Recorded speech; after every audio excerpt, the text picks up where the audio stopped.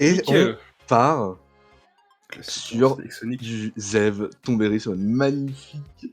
sur un magnifique fondu. Et Ouais, c'est on vrai part que sur PS2. Classique On- PS2. Ah, Classique PS2 et on commence, voilà. On voit un gameplay plutôt agressif du Sonic, pourtant, hein, qui n'a pas perdu une... qui va directement attraper les grenades, faire des... Voilà. Oh, belle petite avantage. Le ce smash, Smash raciste. oh là là, Aïe, aïe, aïe.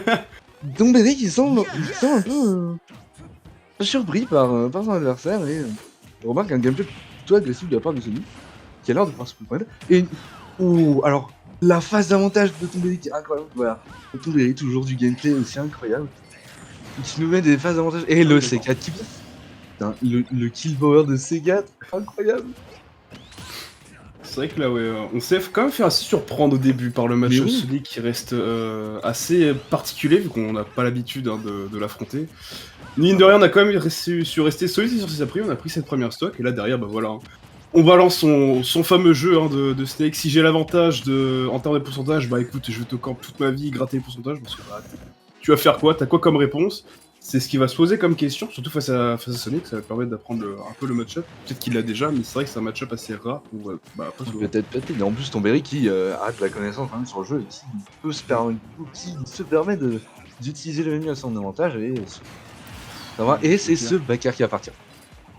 Bien vu, bien vu. C'est vrai. Le backer qui a retiré cette petite stock. Et on repart kill power de la part du Sonic parce que c'est vrai que on va beaucoup. Et non, l'information est prise. Là, ouais, voilà. Et oh là là, le qui était placé pour faire son stock. Et il reste déjà classique que peur entière. Ah bah, classique Tomberry. Le tilt en tir, oh là là. normal. Le faire un petit peu greedy. On part sur une dash attack. On part sur... Le Sonic qui sait revenir malgré tout, hein. Qui va essayer de... Ouais, un gameplay beaucoup plus agressif que on pourrait croire. Et qui va essayer vraiment de chercher la phase d'avantage dans les fights du Snake pour... Et c'est... Voilà, c'est le petit... En fait, on a... Ah, Zev, ouais, c'est vrai qu'il nous... Bah, après, il nous joue un perso obscur, mais le problème, c'est qu'il le joue beaucoup trop agressif, beaucoup trop... Il rentre trop dans le tas, et ça, Tomberry, je pense qu'il a l'habitude. Il a dû en affronter des persos rushdown dans la Foxroy et tout le... tout autre perso de ce genre. Et c'est vrai qu'avec, du coup, bah... Cette connaissance de match-up, il a pu l'appliquer rapidement, un peu à Sonic, et bah là... Ah bah oui, bah... Ils sont mots à dire. La capacité d'adaptation de Tomberry est incroyable, on en parle pas assez, mais il a su quoi faire dans les... On repart sur PS2 Ok. Donc, ouais, j'ai l'impression que c'est un Gentleman PS2. Ah, quoique. Ah ouais, non, PS2. Ouais, c'est encore parti sur PS2. Ok. Et on repart sur le deuxième match. Biggie était parti, je vais pleurer. Ah ouais, clairement, là. On est parti directement. Ouais, mais en même temps, c'est la rotation des casters, histoire de reposer un peu tout le monde, parce que c'est vrai que caster pendant 3-4 heures, voire 5, ça peut être éprouvant. Du coup, clairement. Biggie a eu l'idée d'instaurer cette rotation de casters. Voilà. Puis en plus, comme le tournoi prend de l'ampleur, c'est toujours mieux d'avoir une paire de casters au cas où. Il est vrai. Pour être là pour... Et on revient de la part du... On revient de la part de Tomberry. Normal, ouais, là, clairement. Le MCnerie. Le Sonic n'a pas su revenir chercher notre frère ami Sneak, alors qu'il avait un petit peu le champ libre, mais... Donc là, c'est des grenades explosifs. Hein. Je te pense. Et le backer qui sera cherché. Non. Voilà pourquoi je déteste PS2. Voilà. Moi je le dis toujours, PS2 ça douille beaucoup plus que Lylat et les gens ne sont pas prêts à écouter cette vérité. Et voilà, vous avez la preuve sous les yeux. Oh, ça y est, tout de suite. Aïe. Bon, moi ça met bien parce que du coup, même si Tomberry il s'est fait prendre la première stock très rapidement, bah là on a. Merci PS2 pour avoir donné cette SD à Zev. Ah bah il en profite, hein. Bon, malheureusement, voilà. Ouh, le Texone, hein. Ouais, le backer. S'il était passé là.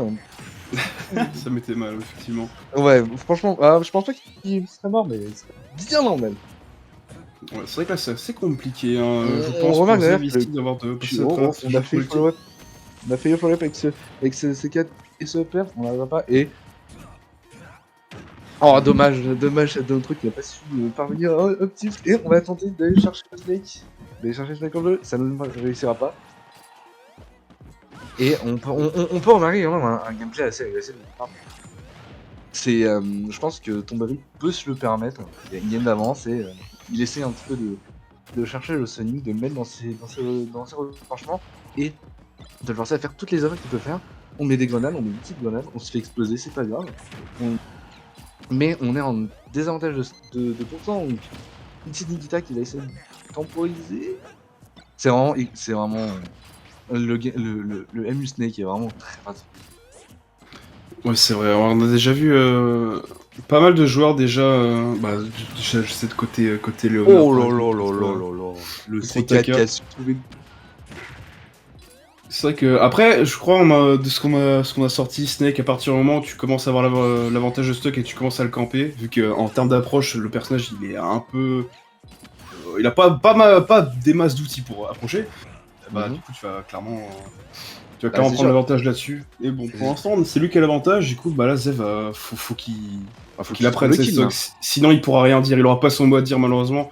Va falloir qu'il trouve quelque chose, mais malheureusement on se fait arrêter, hein, ce mur de projectiles, ce mur de back air malheureusement. C'est compliqué, après on le met quand même off stage. On le met quand même off stage. Ouais. Mais On a un Snake à 200%, hein, c'est très dangereux. Avec la rage de. avec Avec Dax la rage Row, de ça tue. 200%. Ouais, pourtant là, le Sonic, tout. Une grave, une backthrow, trouve tout là. Mais. On a peur. Là, le problème, Ouais. c'est qu'en fait, on a Il a peur. peur. Tomberry, il le voit, On va c'est essayer de le pour chercher. ça qu'il reste tout le temps off Essaye de battre stage. jusqu'à prendre le Snake. Il a pas envie d'approcher. Et ça, c'est tout à l'avantage de Snake, parce que du coup, on a gratté 68%, on repart en ledge trap. Et bah, Snake en ledge trap, tu t'amuses beaucoup, voilà, ce genre de dinguerie. La grenade qui est setup. On va gratter des pourcents du côté de Zev. Parce que là, c'est tellement. Oh.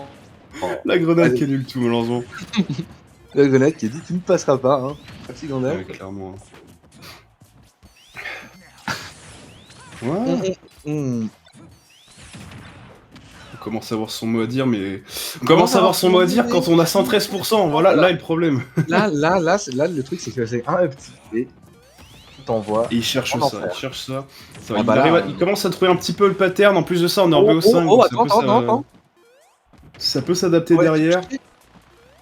Le Pour l'instant, faut balancer les options. Ouais, là, oh, attention. Est-ce qu'il peut aller chercher? Il peut aller finir? SC4. Ah, le C4 a su l'envoyer.